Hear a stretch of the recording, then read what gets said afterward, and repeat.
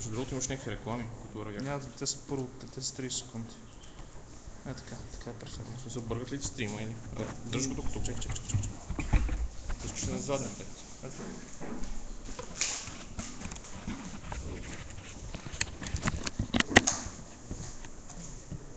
Само от тази страна, че помните едно тук. Да, бе. Ако искаш още един. Ако мисля, че е достатъчно. Ако никога. Виждаш ли нещо? Няма нужда да се вижда според мен. Да, се вижда. Аз съм говорил там или тук.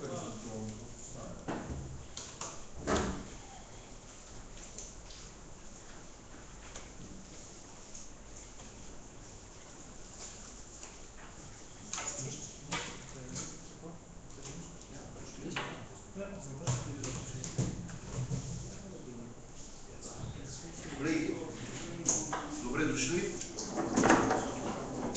Националния военен университет Васил Левски. Имаме честа с колегата доцент Иван Иванов и аз, доцент Росен Петков, да бъдем модератори на тази секция. Желаем ви приятна работа и ползотворна, разбира се.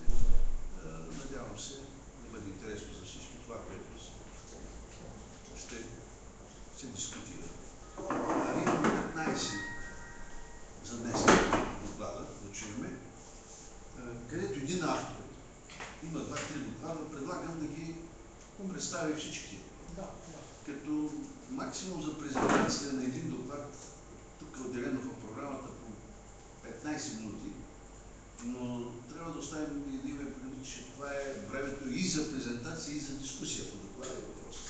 Така че в рамките на 10 минути ще моля всеки да се съобразява да представи своята разработка и ако не възразявате, да почнем деловата работа. Първи доклади имат Росен Пасарелски, Петър Вировски, Павлин Станчев от Нов Български университет. Кой ще направи? Аз съм Росен Пасарелски, обаче това е един доклад, който е по-скоро от студенти в нашия Нов Български университет. Павлин Станчев, Петър Вировски са възпрепятствани, не можаха да дойдат, но ще представи доклада Красимир Иванов, който също е участник. Просто той ще представи доклада. Сега тук имаме два доклада и един само ваш. Да. За двата доклада ли ще отговаря той или само? Точно за двата ще отговаря Красимир Иванов. Добре. Колега, заповядайте.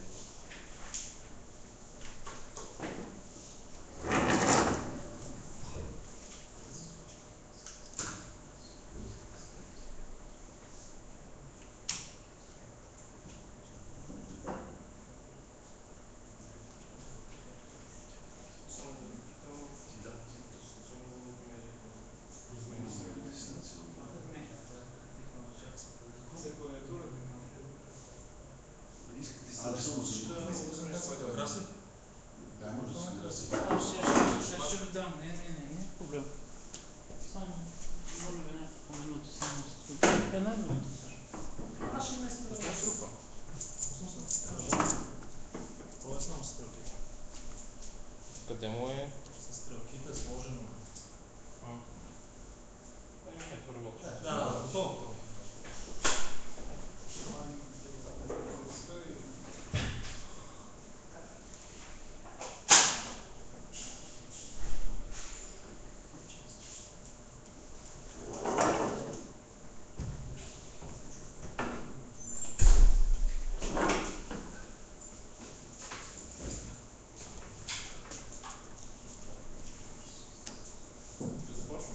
Да, заповядайте. Добър ден.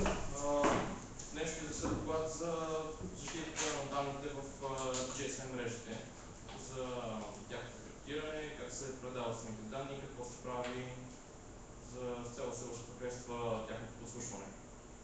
Първоначално ще се запознаваме с самата структура на GSM мрежата. Значи, това, което имаме в една GSM мрежа, е мобилен апарат, GSM, ако го наричаме популярно, който осъществява връзка с базовата станция. Това са големите коли, които могат да седят в покриви и навсякъде по сгради. След което връзката не се осъществява между мобилна станция и мобилна станция, тя минава през базовата станция, минава през контрола на базовата станция, накрая минава в централата, която определя кой абонат какви права има, кой абонат записва разговорите между абонатите, които се водят, в смисъл записва кой с кого говори, не самите разговори по всички. Самата защита на данните става между мобилната станция и базовата станция. Криптирането ще го обясним на това ниво, самата защита.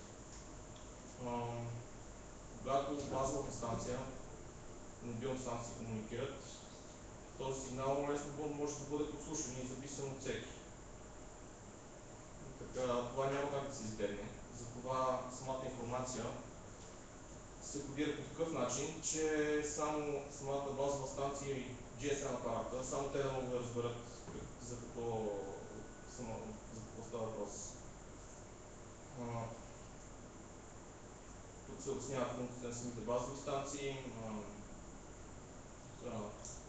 контроля на базовата станция, то управлява работата на базовата станция. Това са повече от елементите на самата GSM мрежа, но те са част от защитата на данните. За да може един GSM апарат да се свърже с GSM мрежата, да комуникира с нея, той първо трябва да бъде записан в база данни, която се нарича Communication Register. Тя е достъпна от контролера от мобилната централа.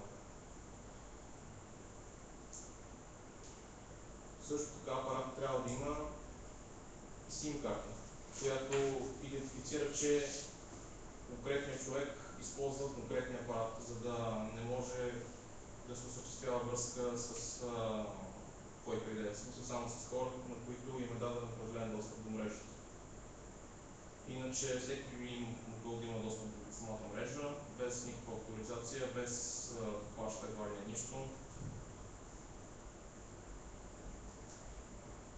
Тук се обяснява за втората база данни, която е достъпна на мобилната централа. Тя се използва за такива телефони, които, примерно като отидете в друг град или в друга държава,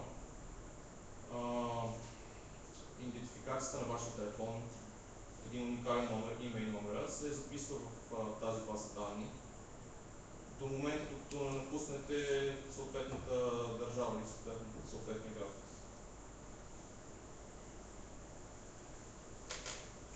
Другото важно нещо от архитектурата на GSM мрежата е центъра за проверка на идентичност. В този център се държат специални ключове, в смисъл това са файлове, които се знаят само от самия потребител. Записани са единствено в GSM апарата на потребителя и в центъра за аутентификация. Никой друг няма тези ключове. По този начин се осигурява се това да има връзка, да има достъп само определени хора до мрежата, които са абонати. Център за поддръжка не е толкова важна част от сигурността, но той се занимава с следи състоянието на оборудването, дава информация за състояние на нашата мрежа, също така и извършва търсуване на разговорите. Ето SIM картата, Subscriber Identity Module. Това всъщност представлява модул, в който има процесор и памет, който има 3 вида памет също. В едната памет се държи алгоритъм, чрез който се криптират самите данни. По този начин се осъществява аутентикацията на самото устройство от мрежата. Този алгоритъм е известен само на производителите на техниката. В втората памет, RAM паметта, тя се използва единствено от процесора по време на криптирането. В третата памет, в самата SIM карта. В нея се записват самите ключове. Те са уникални за всеки потребител, за всеки SIM карта има уникални ключове. Това са просто много дълги числа. 205, по стотина битови числа, които доказват, че нали, потребителят е този, който е. Така тук е показан самия начин за осъществяване на автентикация. Когато си включваме телефона, се случва ето този процес на връзка. Това е мобилната станция, мобилния телефон, а това е мрежата на нашия GSM оператор. A3 е алгоритъма, който работи на самия GSM. Към него се подава един ключ. Този ключ се знае само от GSM апарата и от мрежата. Никой друг не знае този ключ. Този ключ се дава доставчика на услугата, примерно Intel. В момента, в началото, GSM мрежата изпраща случайно число, случайно генерирана стойност. На входа на този A3 алгоритъм се подава това случайно число, подава се ключа, уникалния, KI ключа. A3 алгоритъма генерира подписан респонс, т.е. генерира просто отговор, който се изпраща към самата мрежа. Ако това изчислено число съвпадне с числото, което е изчислено в самата базова самата мрежа, ние вече може да ползваме самата мрежа. Ако не ни се дава достъп до мрежа. Самата мрежа извършва същите функции. Самата мрежа има същия ключ, който се намира в GSM апарата. Тя също има числото, което е генерирала случайно. Обработва се по същия алгоритъм. Получава се число, което съвпада с числото, което е изпратило мобилния апарат. Означава, че този ключ е еднакъв и този ключ е еднакъв. Че случайното число е еднакво и случайното число, което се получи в мобилната станция е еднакво. Тоест, този апарат е конкретно устройство, конкретна SIM карта. Не може да е случайен човек. Операторът знае, че на този ключ съответства определена SIM карта. На тази SIM карта съответства определен човек. По този начин се дава достъп на конкретни хора в мрежа.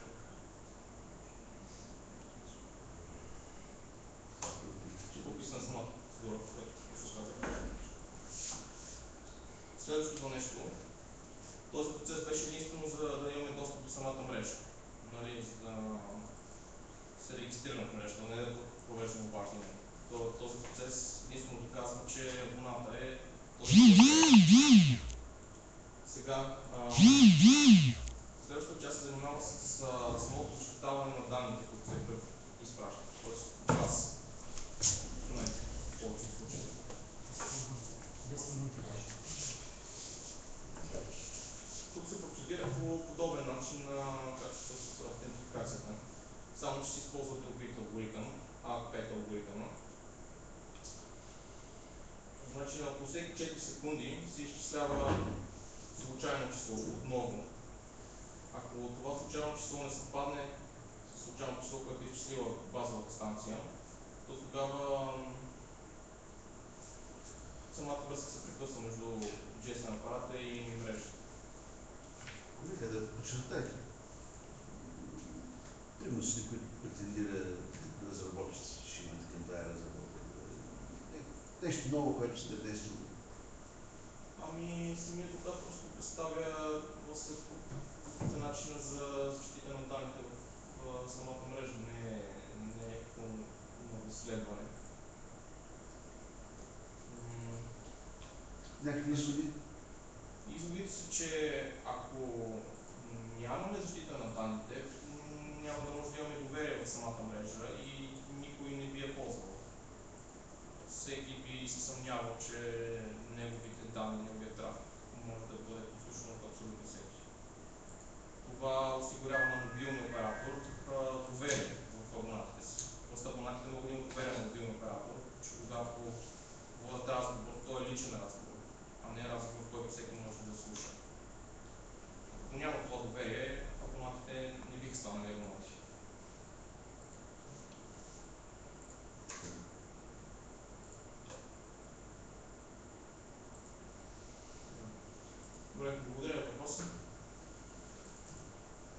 Следващия. Колеги, въпроси, коментари, изказвания или пък някой желая да влезе в дискусия с колегата?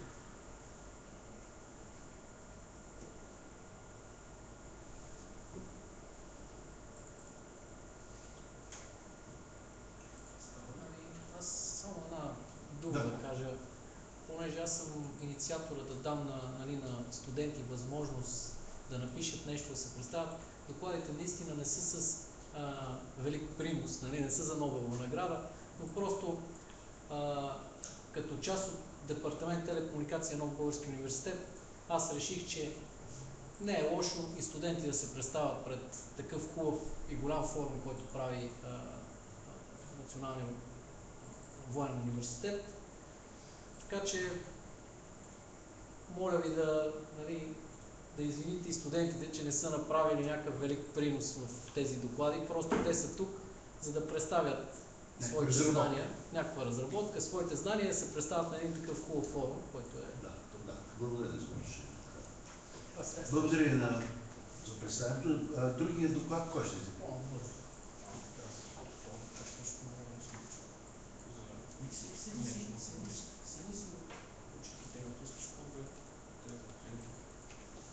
Управление на риск.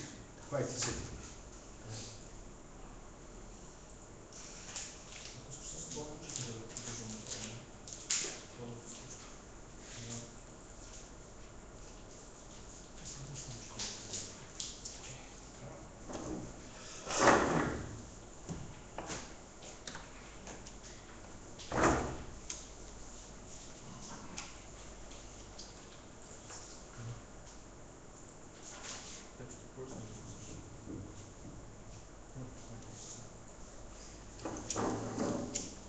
Извинявам се.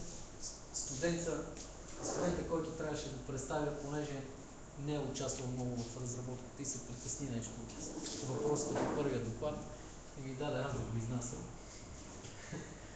Ще гледам да съм максимално бърз да го изчета.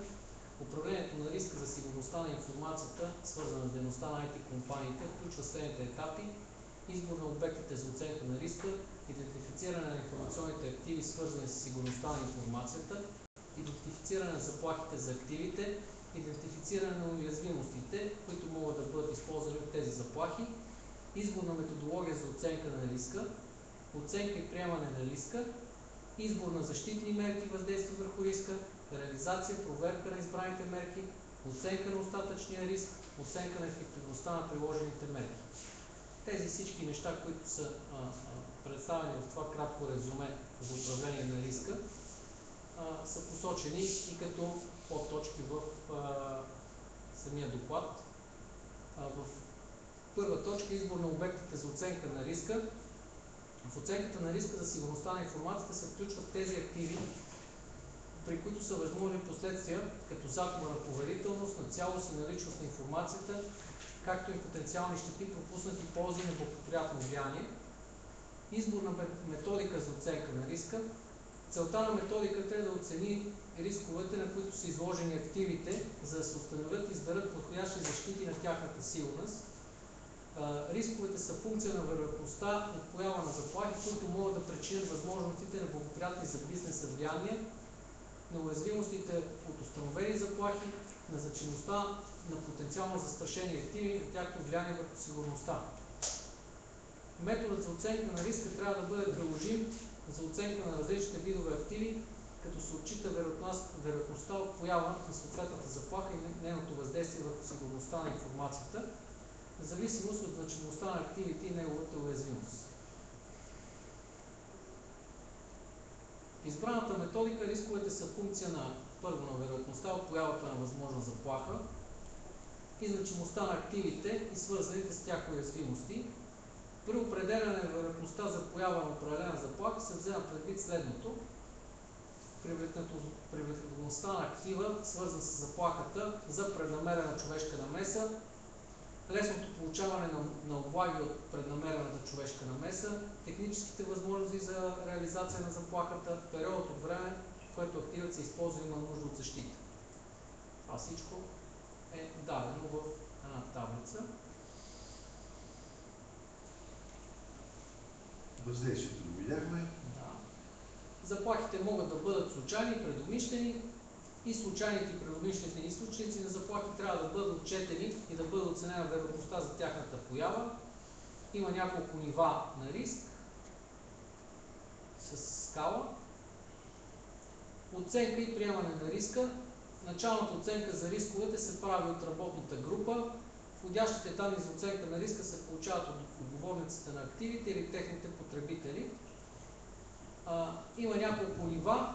Базово ниво за приемливи рискове на активите, занижено ниво, което е свързано с сигурността на информацията, повишено ниво за приемливи рискове на активите, свързани с сигурността на информацията, и избор, прилагане, проверка и оценка на ефективността.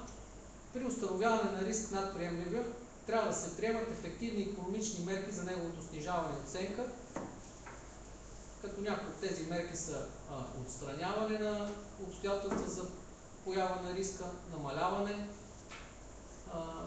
на нивата на риск, приемане на риска и разработване на план за действие в такава обстановка.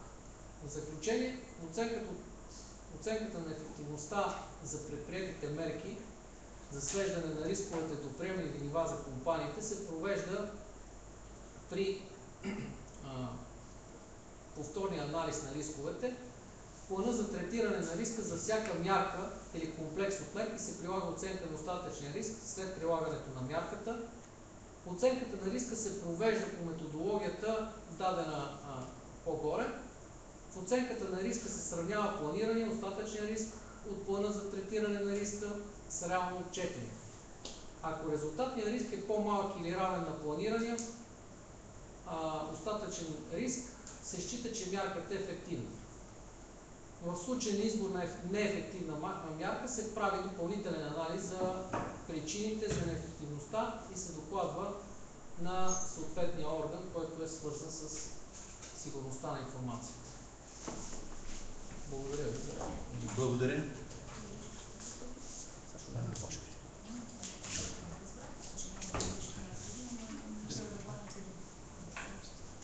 Така, благодаря на колегата за доклада, който изнесе. Въпроси? Или коментари? Да.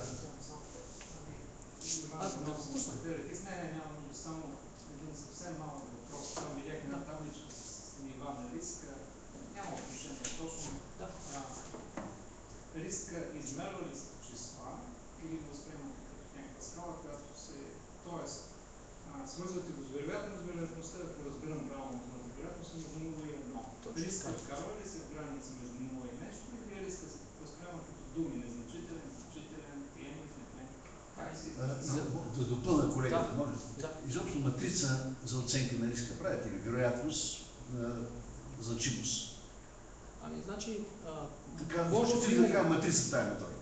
Да, би могло да се направи такава матрица. Все пак риска, както каза колегата, това е вероятност и тя влиза в някаква скала и винаги може да се отчете риска и като число.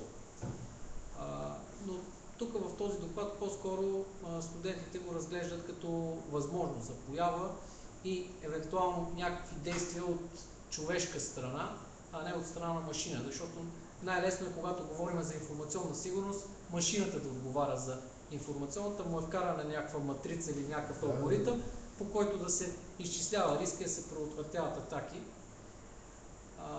Ами има, това са голями машини, exchange сървъри, навсякъде ги има голямите компании, които отговарят и има, може би в някакъв период от време, винаги има отчети и логове, които се записват някъде в системата и се описва. Но в тази методика не се разглежда това. Ами не, по-скоро човешката страна. Да, благодаря. Други въпроси? Коментари? Изказвания? Благодаря, колега. Следващия доклад. Пак е на колегата Росен Пасарелски, Български университет, методика за изследване и анализ на статистически параметри на универсални мобилни телекомуникационни системи. Да.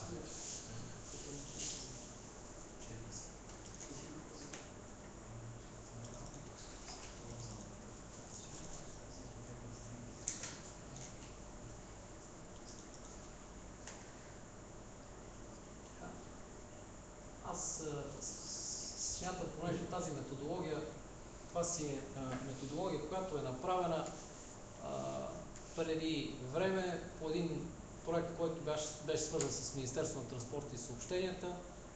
Те нататъка участвал съм в изготвянето на тази методика. Смятам да подмина въведението, да кажа само две думи какво е универсална мобилна телекомуникационна система. Това е мобилна система, която най-често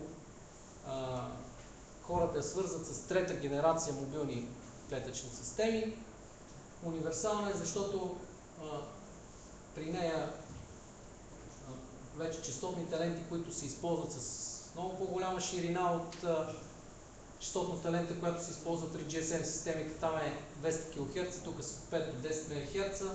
Универсална за това, че може едновременно да се предават няколко услуги, т.е. може вече да имаме интернет, видеопоточна връзка, освен телефонията, за която е създадена системата. Във втора точка съм представил за пояснение само параметрите и радиотехническите характеристики, които подлежат на изследване и анализ в съответна методика.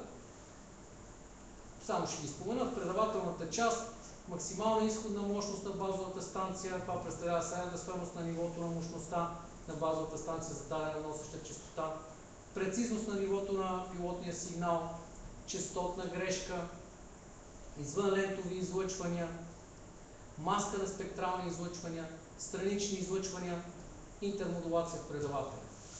Не всички от тези параметри се изследват и се представят в методиката, но всеки един, който съм показал, може да бъде изследван.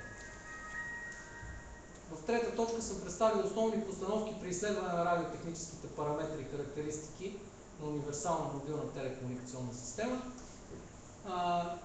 Принципните постановки могат да бъдат обособени в две групи: за контрол на радиотехническите характеристики, когато искаме да контролираме системата, и при възникнали смущения.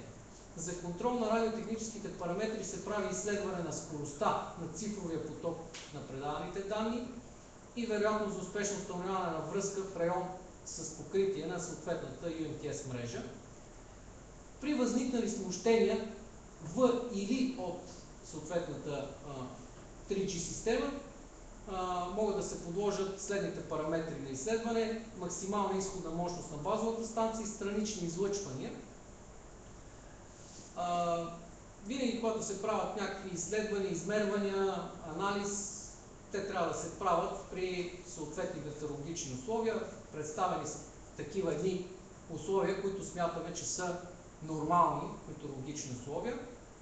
В четвърта точка се представя и методика за изследване и анализ на радиотехническите характеристики.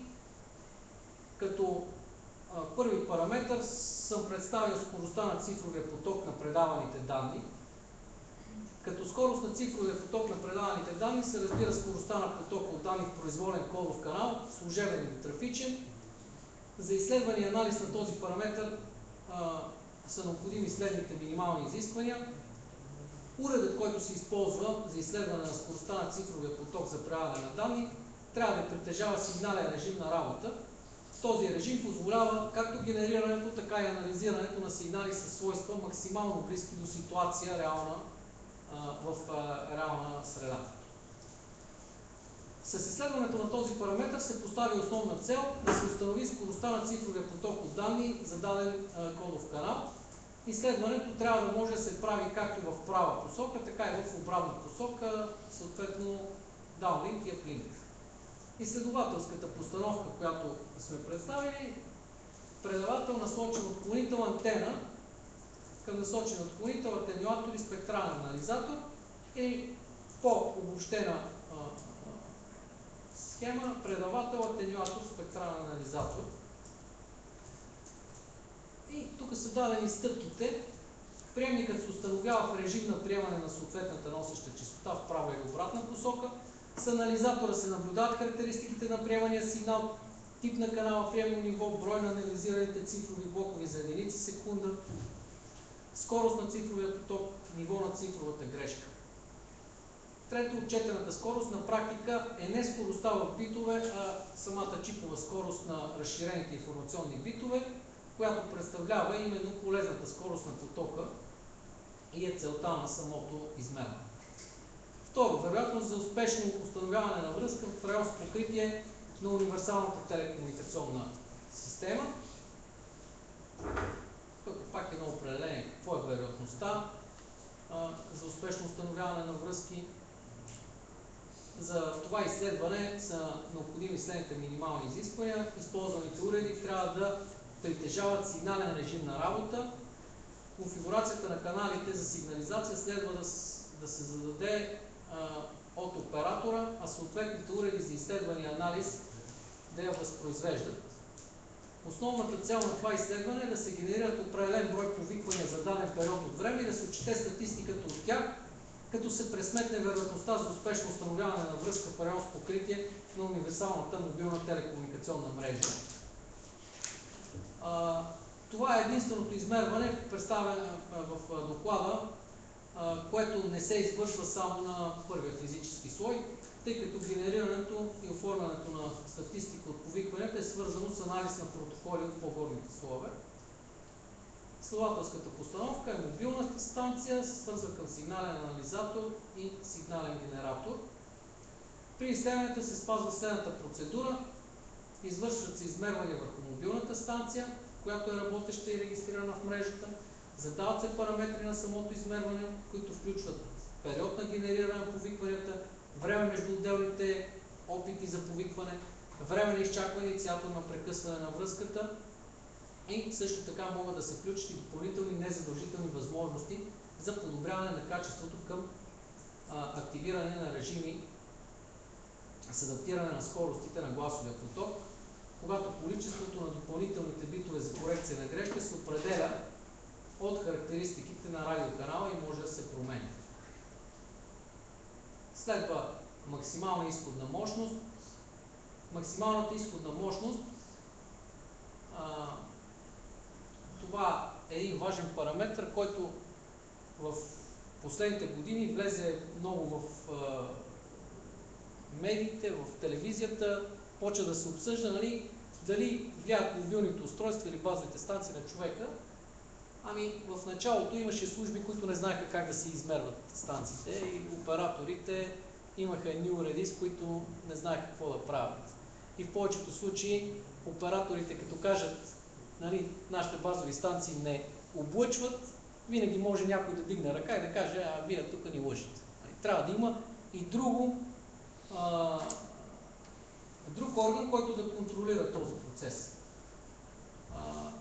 За изследване на максималната изходна мощност трябва да се дефинира изходната мощност, заявена от производителя, да се определи класът на базовата станция и мощността й.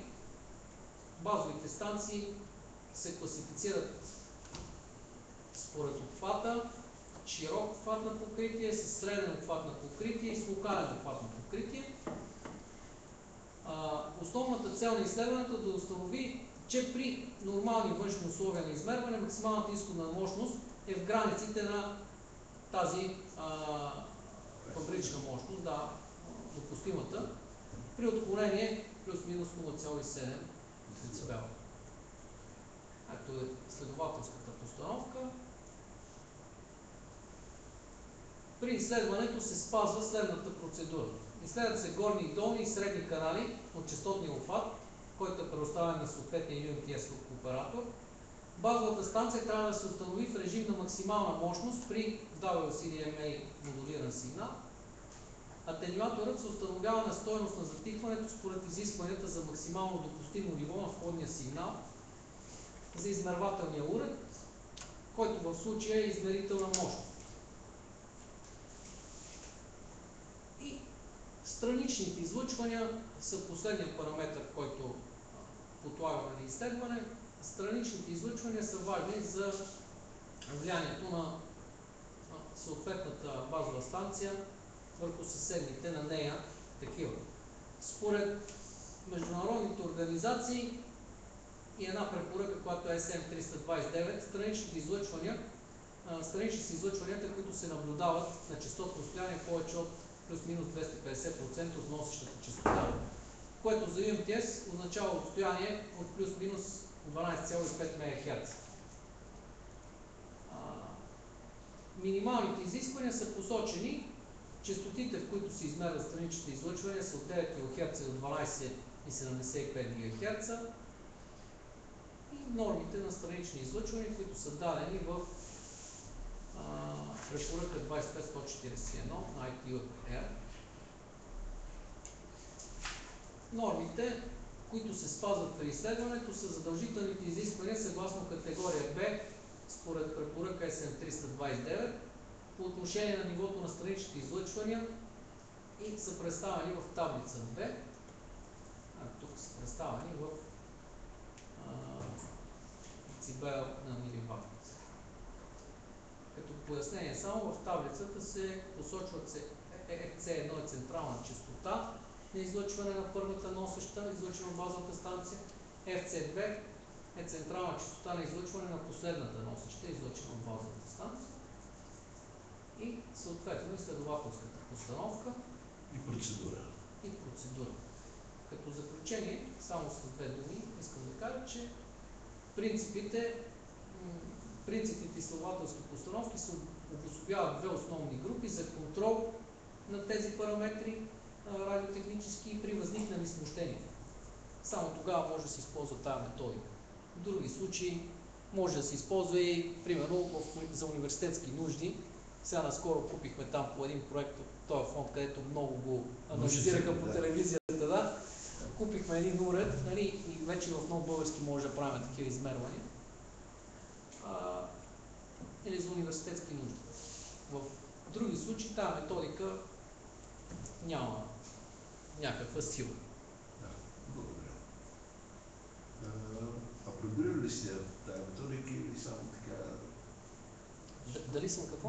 Апробирали ли сте някъде конкретен обект да изследвате или... Ами да, тази методика, когато се прави, тя беше точно по поръчка на КРС, на Комисията за регулиране на съобщенията. Да. Те искаха да знаят как може да регулират и да контролират, нали, излъчваните мощности, страничните влияния, като се обади някой оператор, как да реагират и т.н., защото нямаше такова нещо.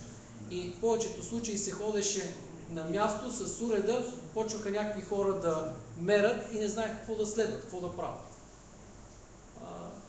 Реално за това се направи. Да, благодаря. Въпроси други? Да. Нямам въпрос, само допълнение. Да.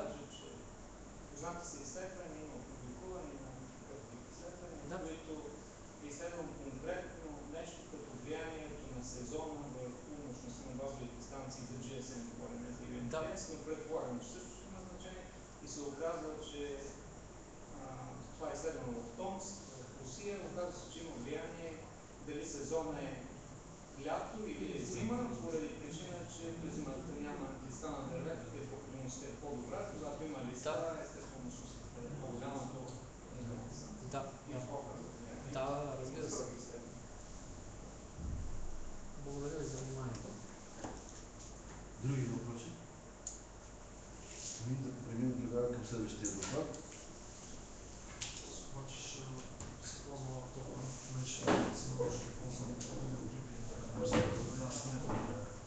Ще представи доклада Красимир или не? Александър Иванов. Да.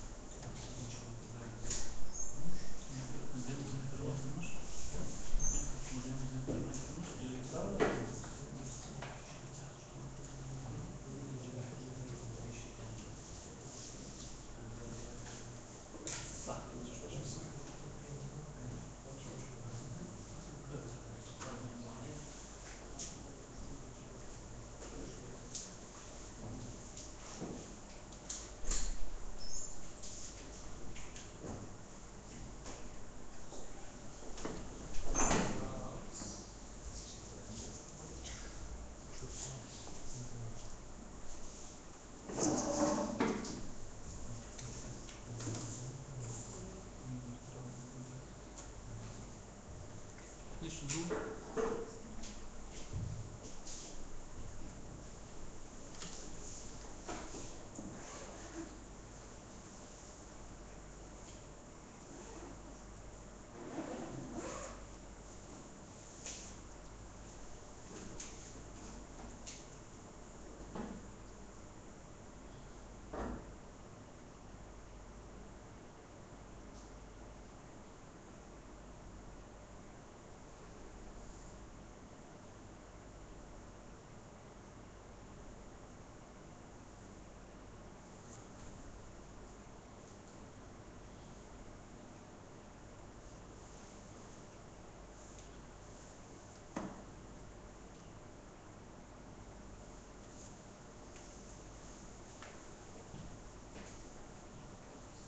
Да се представя, за да които ме познават, казвам се Александър Иванов, студент в Нов български университет. Темата, която съм избрал да ви представя е проектиране и реализация на система за cloud computing и в частност изграждане на облачна услуга посредством платформа, която е с изцяло отворен код, наречена OwnCloud. За целта първо искам да направя някакво въведение какво всъщност представлява Cloud Computing. Най-кратко казвам, това е система, която обаче не е продукт, нито услуга, нито технология. Това е един вид подход, който е нова стратегия, която може да се ползва от различни организации в IT сектора. И цялата идея за появяването на Cloud Computing е просто причина, че IT сектор търпи непрестанно развитие. И поради огромния си растеж е необходимо да се появяват все по-нови и по-нови платформи, които са един вид по-модерни, т.е. да предлагат много повече неща. Това, което искам да покажа, какви биха били характеристиките на една Cloud Computing система. Направил съм 5 основни точки, като едната е самообслужване по заявка, универсален достъп по мрежата, обединяване на ресурсите, еластичност на услугата, отчетна употреба. За самообслужване по заявка, какво означава това? Ако една система има такава характеристика, означава, че тя може да работи непрестанно, 24/7. Не се налага никаква човешка намеса, всичко е автоматизирано и всичко се свежда до това потребителя да не е ангажиран с някаква времева рамка, когато да се поръчва дадена услуга. Тоест, той може да си поръча някаква услуга, която е в Cloud Computing, посредством някаква автоматична форма. Ще го допълвам. Втората характеристика, която показвам, универсален достъп по мрежата, което означава, че изграждайки една такава система, тя трябва да е стандартизирана. Тя трябва да може да бъде достъпна от всички и от възможно най-голям брой клиенти. Което означава, че в днешно време LAN като стандарт се е наложил и съответно достъпа до една такава система най-вероятно ще е или по LAN, или по оптика, което е малко по-съвременна система. Трето, което е обединяване на ресурсите. Какво означава това? Компании, които предлагат такъв тип услуги, много често се сблъскват с това, когато стават големи, доста хора да ползват едновременно, по едно и също време ресурсите, което означава, че се налага клъстеризация. Тоест, няколко машини обединяват един вид усилията си, т.е. процесорната си мощност, рампаметта си, твърдите дискове, всички компоненти да работят като една. И това позволява да се прави така наречения load balancing или иначе казано да се прави някакъв баланс в самата система, за да не стане така, че в един момент тя да се заморяса буквално. Четвъртото нещо, което е еластичност на услугата. За това мога да кажа, клиента може първоначално да си избрал един тип услуги и в последствие да иска да ги смени. И повечето компании, които предлагат такъв тип услуги, искат да дадат възможност на клиента да може да променя по всяко време услугите, които ползва, а да не се ограничават само до един или два конкретни плана, които могат да изберат. Принципът е горе-долу като пакети на GSM операторите, които предлагат. Може да добавяме услуги, може да премахваме услуги. взели са идеята и се вкарали също и тук. Петото, което е доста важно, отчет за употреба. Напълно автоматизирано генериране на репорти за това колко сме ползвали, кога сме ползвали и пълна хронология и история на услугите, които сме ползвали, същевременно и на файловете. Но искам да подчертая, че този отчет е по-скоро за лична употреба, т.е. той не е публичен, не е достъпен от другите и същевременно така един вид запазва вашата неприкосновеност на файловете, защото това са ваши лични файлове обикновено. Следващото нещо, което разглеждаме, е изискване за системите към системите за Cloud Computing. Както казах, едно от доста важните неща е самообслужване по заявка на потребителите. Дава се възможност потребителят, когато пожелае, да прави разни промени както към своя план, така и ако той самият клиент е организация и има примерно няколко потребителя.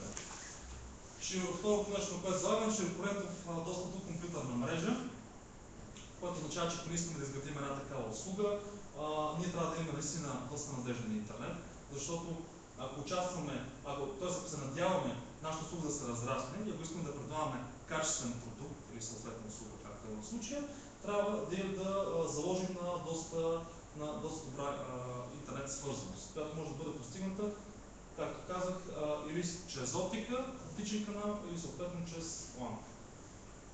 Следващото нещо, което посочваме, обединяване на облачни ресурси в един общ пул. Както казах, това е така наречената кластеризация. Това означава ресурсите на машината да се използват пълноценно. Това е най-точната дума, която бих използвал, защото когато услугите не се ползват и машините не са натоварени, реално се губи така наречената губи се сървърната мощност от гледна точка на това, че не е използвана. А тя може да бъде натоварена в 100% от времето, ако се направи следния load balancing. Оперативна реакция е следващото изискване, което съм сложил.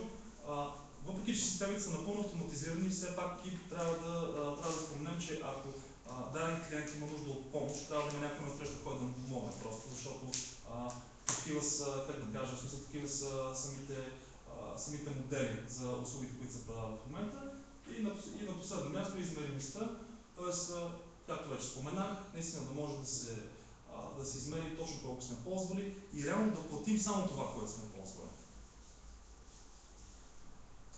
Тук съм дал една малка графа. Това са едни от най-известните доставчици на такъв тип услуги. Първата е Google Drive, втората, която съм посочил Dropbox, SkyDrive Pro и Box.com. Като цяло тенденцията е, че наистина се увеличава се броят на хората, които използват такива услуги, по проста причина, че е много удобно. Хората могат да разполагат с файловете си буквално на всяко едно устройство, което притежават. Било то умен телефон, таблет, лаптоп, без значение. Следващото нещо, което ще разгледаме, модели за реализация на система за Cloud Computing. Първото нещо, на което съм се спрял, е така наречения частен облак, което означава облачна услуга, изградена само за една единствена организация. В частния облак има едно от най-важните елементи, които се разглежда и което го отличава от останалите, разбира се, е това, че частният облак има наистина много високо ниво на сигурност. То обикновено е в вътрешна мрежа и единственият начин да бъде достъпен е чрез защитена връзка VPN, например.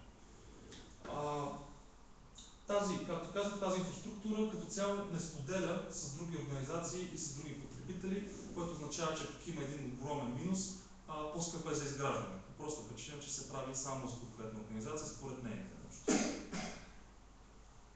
Второто нещо, което разглеждам, публичен облак.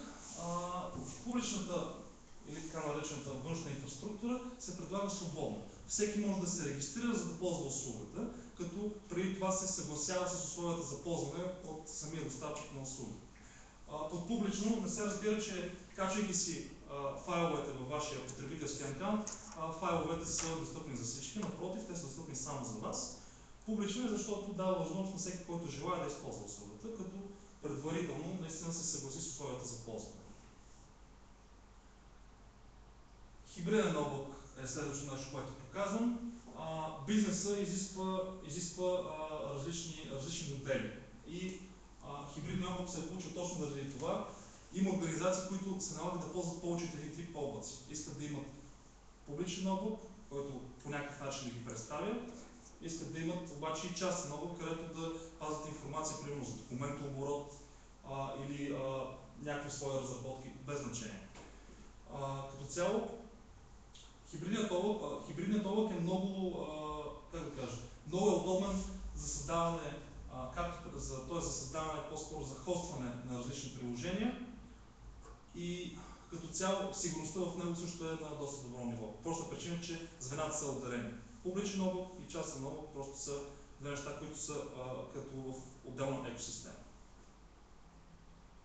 Следващото нещо, което разглеждам, комбиниран облак. Това е облачна технология, която разглежда реално няколко типа облаци.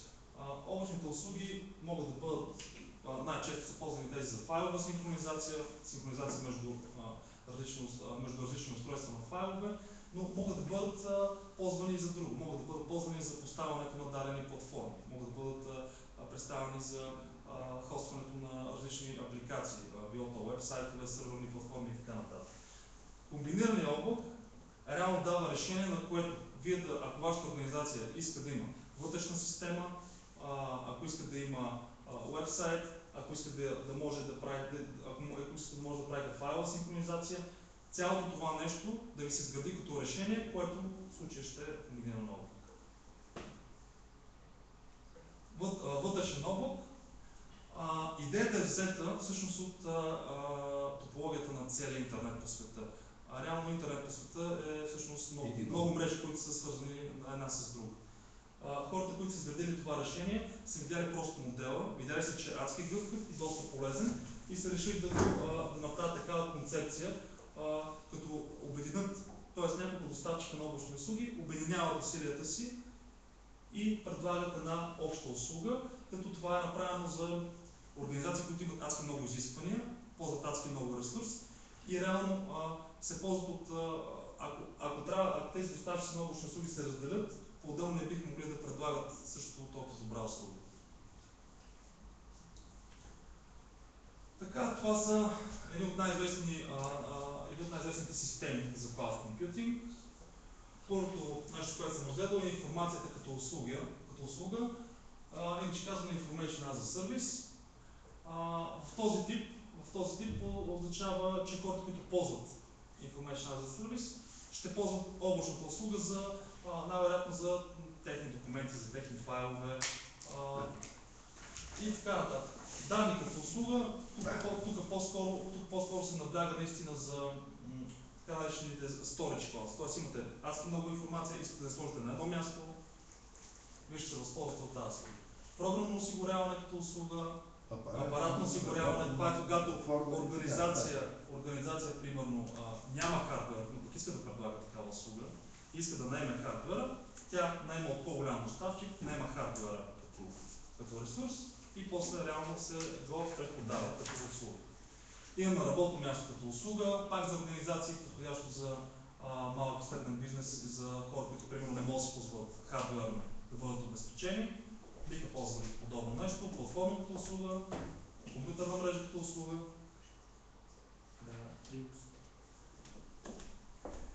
Инфраструктура като услуга, както виждате, адски много вариации има, по проста причина, че хората търсят различни неща.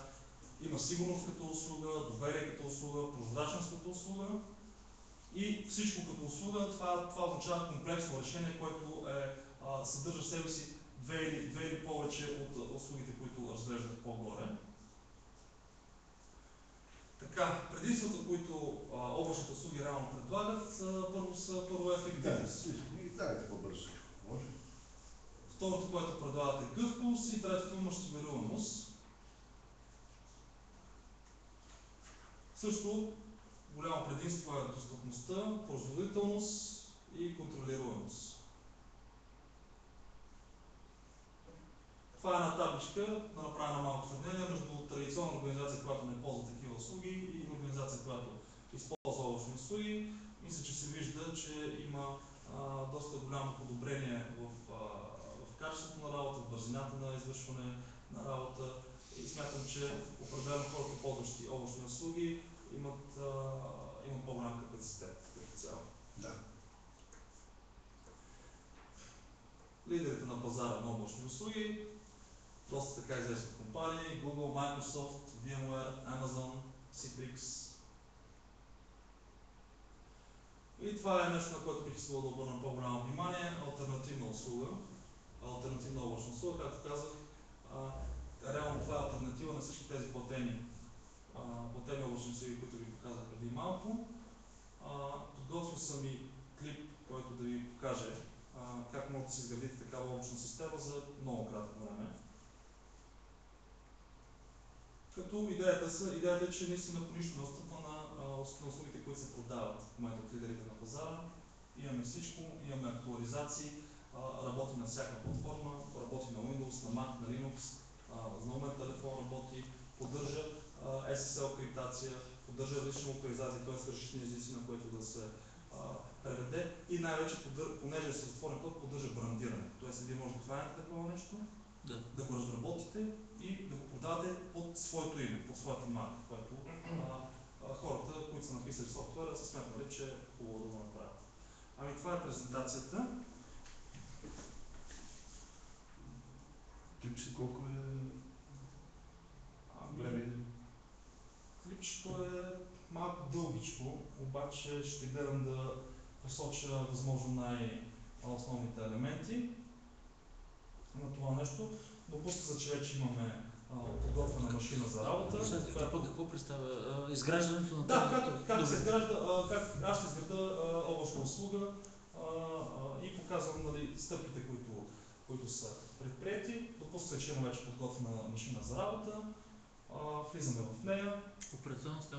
Операционната система е Debian базирана, операционна система с отворен код. Така казахте, върви на Windows. Да, но иначе върви на Windows, просто аз лично, нали, мое предпочитание е да го направя на Linux.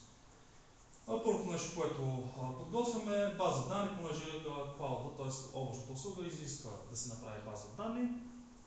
Ето това е контролния панел, където ще създам база данни.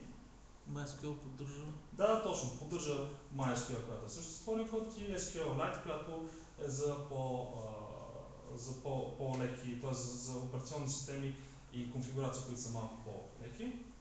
Така, първото нещо, което правя, влизам в Google, пиша въвеждам Download on Cloud, т.е.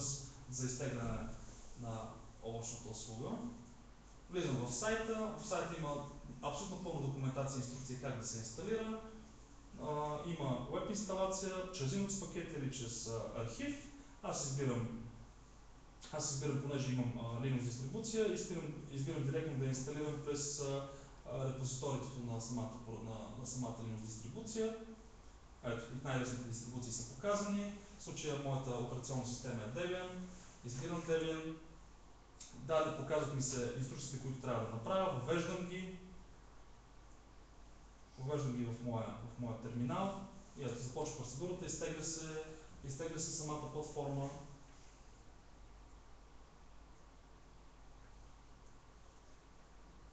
След като приключи процеса за изтегляне, компилира се.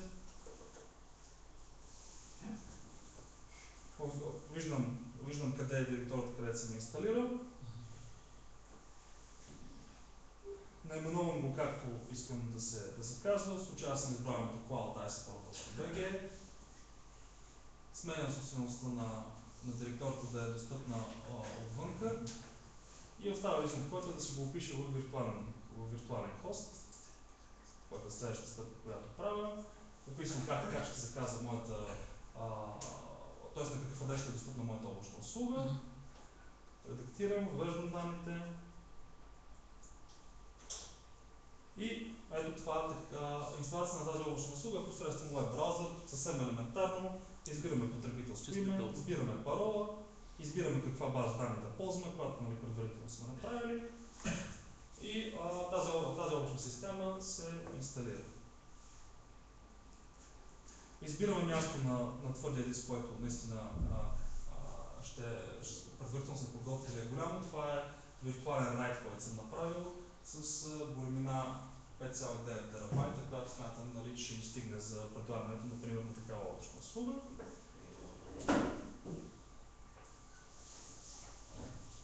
избирам, създавам база данни, която ще ползвам, въвеждам я.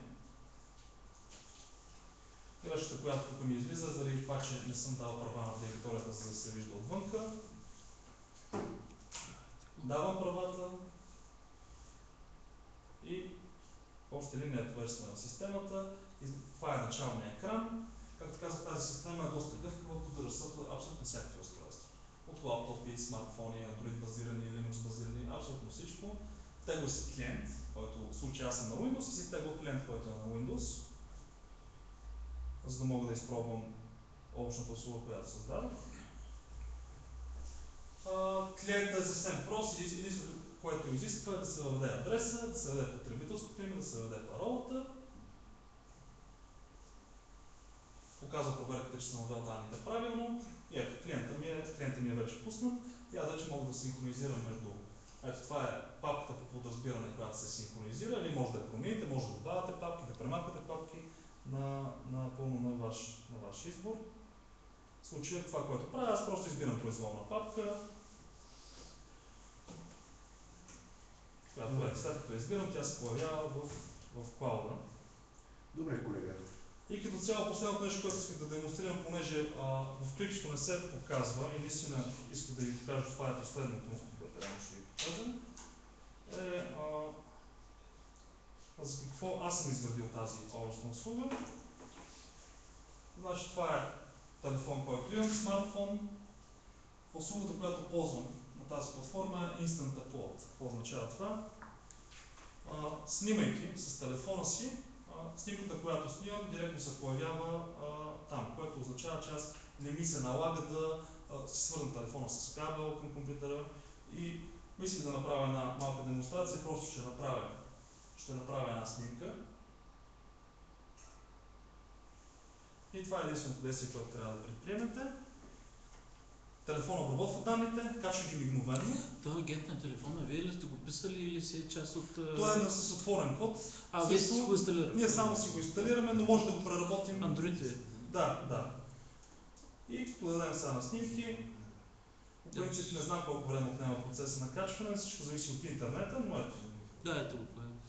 И ето снимката, която тук що снимах, може да я видите. Това е една от услугите, които предлага, но разбира се, аз го ползвам лично за това. Услугите са доста, може да се разглеждат документи, всичките най-популярни формати са поддържани, може да се пусне като галерия, ако се наштракат повече снимки, например, да се разглеждат и смятам, че е доста полезно, най-вече защото е безплатно. Това е което си да ви покажа. Добре, благодаря ви много. Да. За мен беше също много интересно. Поздравявам ви. Пожелавам ви успех. Въпроси?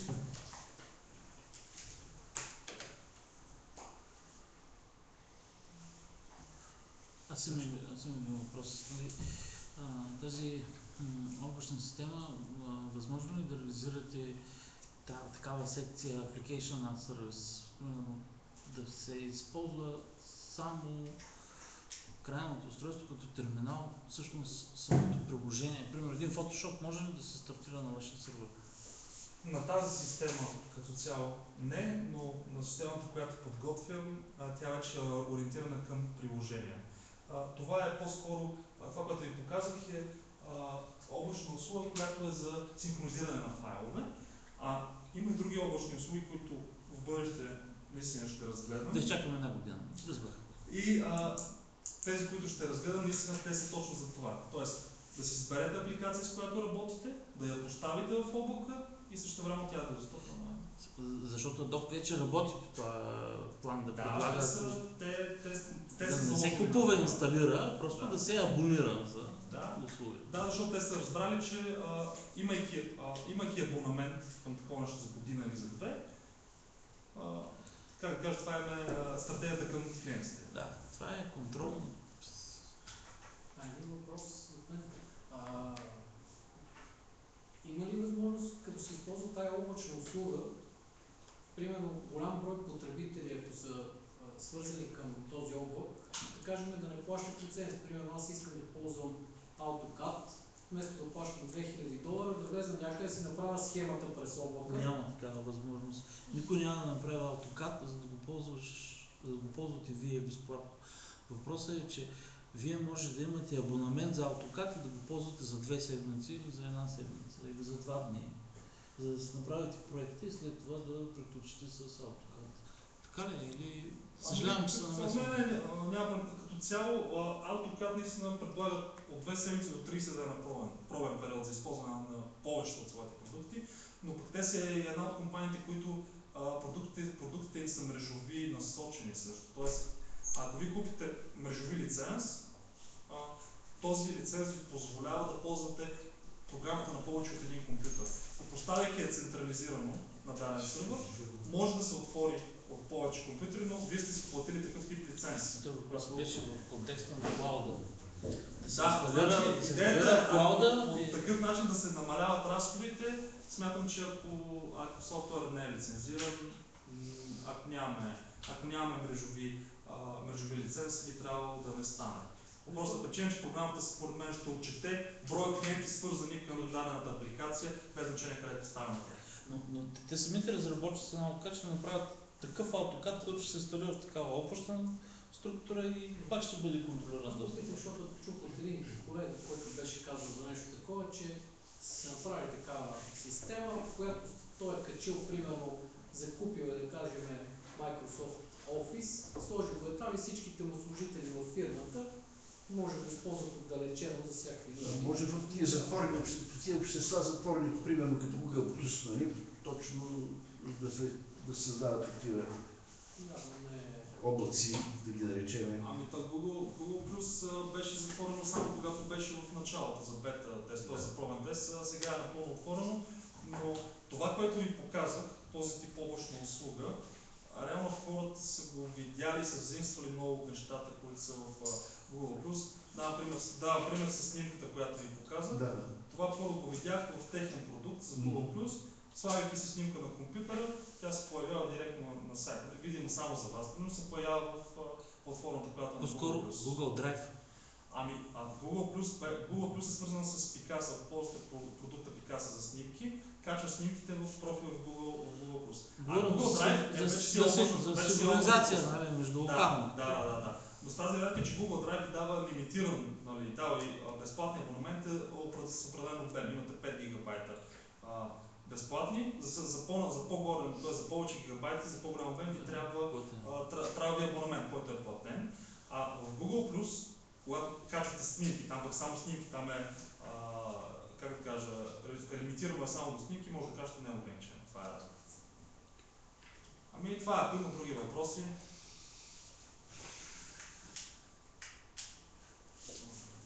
Благодарим на колегата Иванов, Александър Иванов.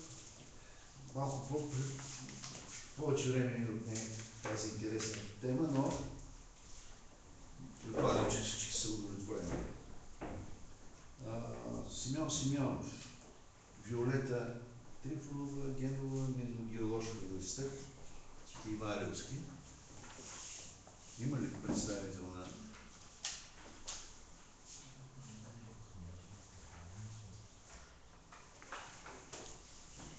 те имат два доклада. И ние ни вземаме времето за линия. Аз ще наваксам много Така. Веселин Ташев и Ангел Манев тук ли са? Те са в друга секция. Светомир Добрев, Нов български университет с Теодора Захариева. Михаил Вулков, Минно-геоложки.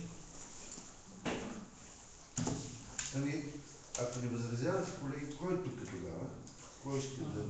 Аз се винаги гостите, защото може би пътуват. Да, ако искате...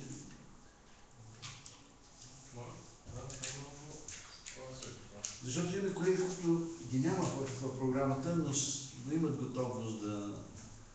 Нали така? Колеги,